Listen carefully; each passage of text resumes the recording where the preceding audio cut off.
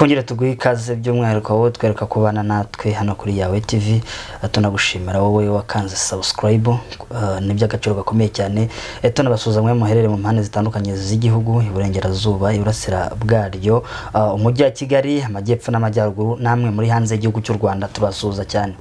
Nguko mubimenyerero dukora inkuru zigiye zitandukanye, ibiganiro nabyo bigiye bitandukanye. Rwose mukomeze turabashima ko mukomeza kutugaragariza ko mubana natwe muri ibyo biganiro byose. Uyu munsi rero ko mubyumva turi mu ijwi ryoroheje cyane, ijwi ryuzuye akababaro kubw'inkuru yatashye mu mitima y'abanyarwanda, none ku munsi wa kane ku itariki 2 z'ukwezi kwa 9 muri uyu mwaka. Mu gitondo rero cyo kuri uyu munsi nibwo hazindutse hacicikana amakuru mabi cyane yatashye mu mitima y'abanyarwanda avuga ko icyamamare nyarwanda muri muzika by'umwihariko mu njyana ya hip hop, Tuyishima Joshua wamenyerewe cyane nka POLLY yitabye Imana. Ni ibintu byakuye imitima y'abanyarwanda, bituma bagira pressure, depression mu buzima ubwabyo batari basanzwe bamenyereye, ibintu batari biteze, dore ko uyu muhanzi atari yigeze arwara.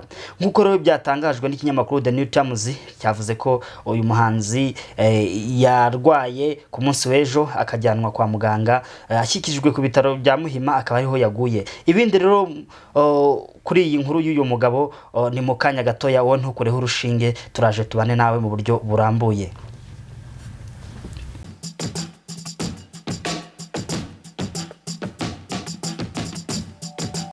Byinshi rero kuri uyu mugabo twaye tubabwiye, tugiye kuva imuzi n'umuzingo.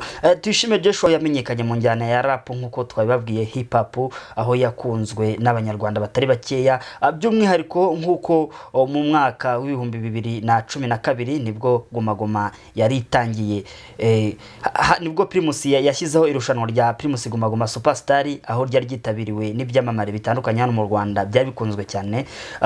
POLLY rero yabaye umwe muri byo byari bitabiriye iri rushanwa, aho ryaje kurangira ritwawe n'umuhanzi Tom Close. Abakunzi rero b'uyu muhanzi ndetse n'abiyinjyana muri rusange ntibabyakira vuba, bitewe nuko iyi njyana yaje itarimenyereye mu gihugu cy'u Rwanda, ikazi kunzwe cyane.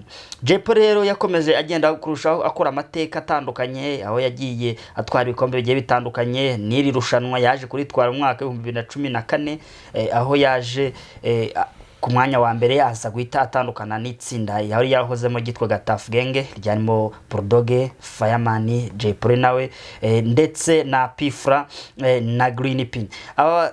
Uyu muhanzi rero yakomeje agenda arangwa n'ibikorwa bigiye bitandukanye, rimwe na rimwe aza kugirana ikibazo n'itangazamakuru, ntiyongera kugira mudu cyane mu itangazamakuru, ariko biza kugaruka habayeho kwiyunga, biza naho kugira aho yaje gufungwa biturutse ku bibazo yagiranye na madamu we uwo yari yaramaze gushaka. POLLY rero akaba apfuye asize umwana umwe, ari we uzwi nkuko byagiye yagendaga abitangaza. Uyu mugabo rero nko mu mwaka w'ibihumbi 2018 nibwo yaje kugirana icyo kibazo n'umuryango, arwana n'umugore we, amukura iryinyo, ukatirwa umwaka umwe, aho yarafungiye kuri gereza y'Amageragere. Yavuyemo rero aza gukorana na rebo, cyangwa se inzu itunganya umuziki ikanafasha abahanzi ibareberera inyungu, yitwa The Man, aho yamazemo igihe kingana n'umwaka umwe muri iyo nzu. Nabyo bitaje kurangira neza, aho we Safi Madiba, Queen Cha ndetse na Marina batigeze baje kurangira batagihuza neza, bigatuma we Safi Madiba bafata umwanzuro kuva muri iyo nzu yabarebereraga inyungu.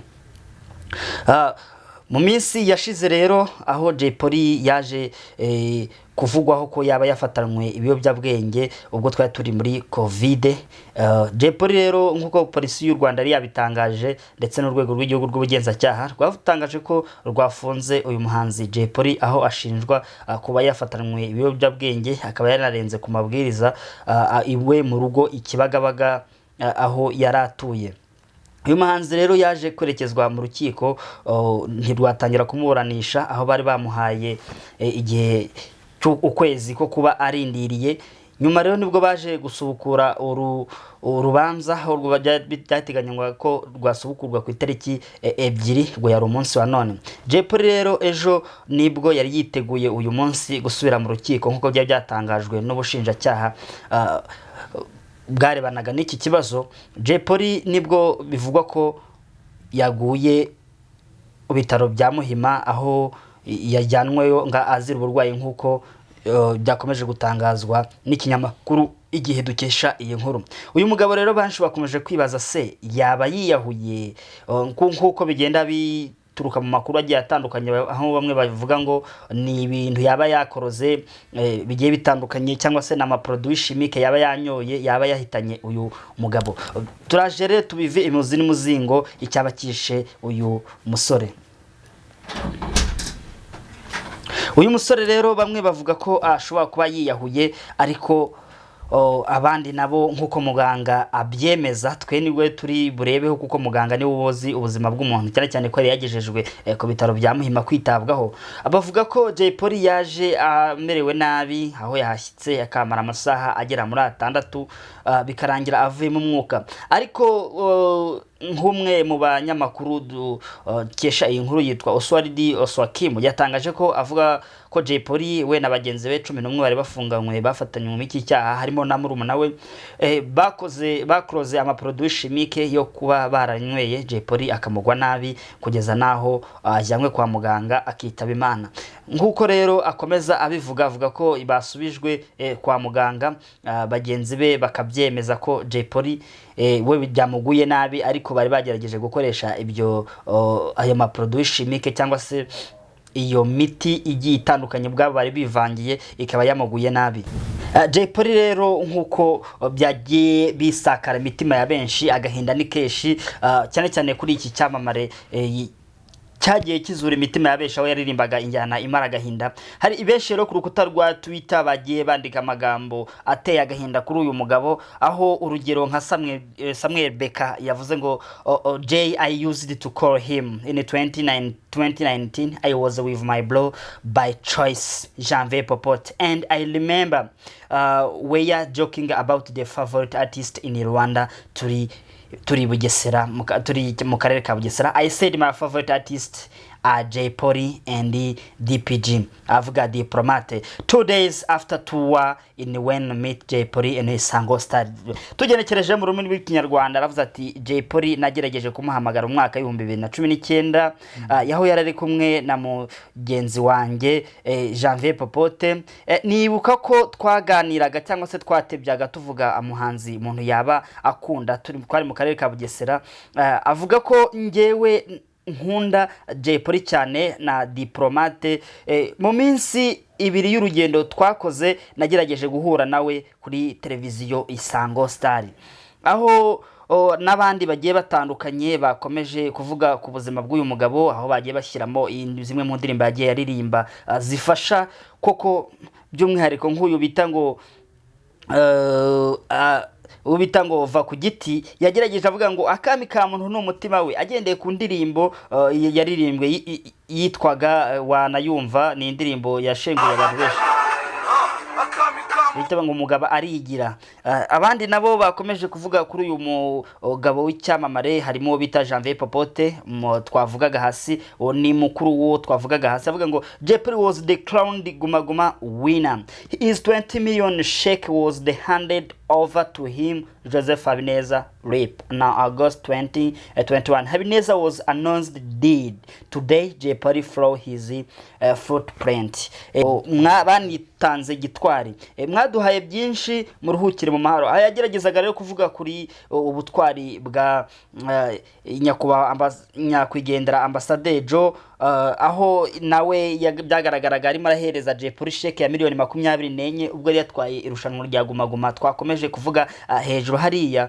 Ndetse n'abandi bagiye batandukanye rero ni byamamare byinshi byababajwe n'iyi nkuru y'incamugongo y'iki cyamamare Jay Polly, aho Tijara Kabendera yanditse ku rukuta rwa Instagram avuga ngo wowe urinde wiyemera ngo uri umustar kuri ubu, ninde muntu warushije Kabaka kurya hiti ariko birangiye atakire ku isi y'abazima. Abastari twige guca bugufiya.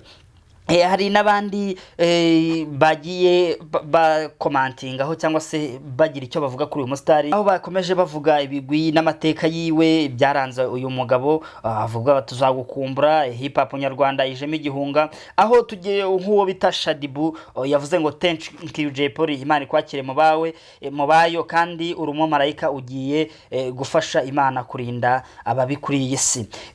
Shadibu rero nawe akaba yarigeze agaragara muri kwamamariza ni Rwanda Fomo, aho bagaragaye muri Tour du Rwanda barimo gufatikanya muri iyo campaign, aho bari gukorera hamwe.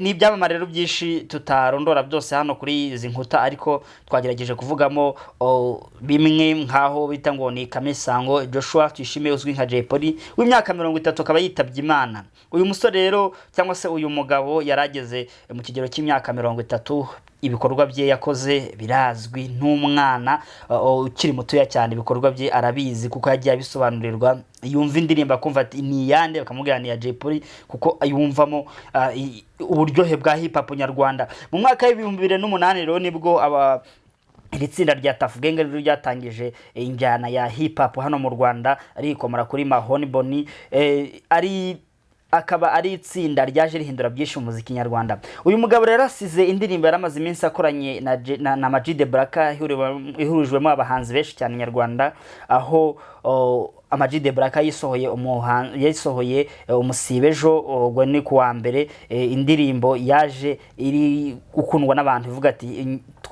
turibukiranya cyane groupe zafatikanyaga ugasanga ibintu birushaho kugenda biba byiza. Tuvuge rero ngo Imana hereze iruhuko ridashira iki cyamamare Jay Polly, kandi tunabwire bamwe mu bakomeza bavuga ko yaba yiyahuye nk'uko abari kumwe nawe babitangaje. Ntabwo yiyahuye, ahubwo nibyo byamuguye nabi ko yabisangiye na bagenzi be, ariko bikarangira we afite abasirikare bake mu mubiri, bivugwa ko aricyo cyaba cyatumye intege ziba nkeya. Jay Polly rero hakomeje yagenda hatondekwa urutonde rw'indirimbo yagiye asohora, zari zigiye zirya hidi cyane ko nta n'indirimbo yageze akora yabuze gukundwa cyane hano mu Rwanda, nkaho icyamamare Israel Mbonye cyakomeje gutangaza kivuga ati nibuka indirimbo za hip hop zagiye zirushaho kunyura umutima, kandi indirimbo za gospel. Bishatse kuvuga ko rero Jay Polly indirimbo yakoraga zanyuraga abantu bose, batitaye ku madini, cyane cyane ko zo zitari zifite idini ribogamiyeho. N'indirimbo zarimo urukundo, imitoma, ariko nanone iri mu njyana ya hip hop. Icyamamare Riderman rero cyavuze ati rest in peace king, Imana ikwakire mu bayo. Numwe bari bahanganye bari kuri level imwe cyangwa se urugero rumwe hano mu Rwanda, bari bica bigacika ku buryo umwe yahoraga ari hasi undi hejuru, umwe ari hasi undi hejuru. Umuziki nyarwanda bari baramaze kufata amaraso, abasore uri Riderman uri Jay Polly, navuga ko ari abantu bari ku rwego rumwe, aribo bita tuvuga ngo nuguhangana kuko bo baraziranye. Tubashimira rero ko mwabanye natwe muri iyi nkuru y'incamugongo. Mukomeze mukande subscribe. Tunabitsa ko dufite website yitwa yawetv.com, icaho inkuru zigiye zitandukanye izanditse, tubazanira inkuru mu buryo bwanditse. Ibiganiro inkuru zo nakagaruka, twavuga ngo Jay Polly Imana imwakire mu bayo. Rest in peace Jay Polly.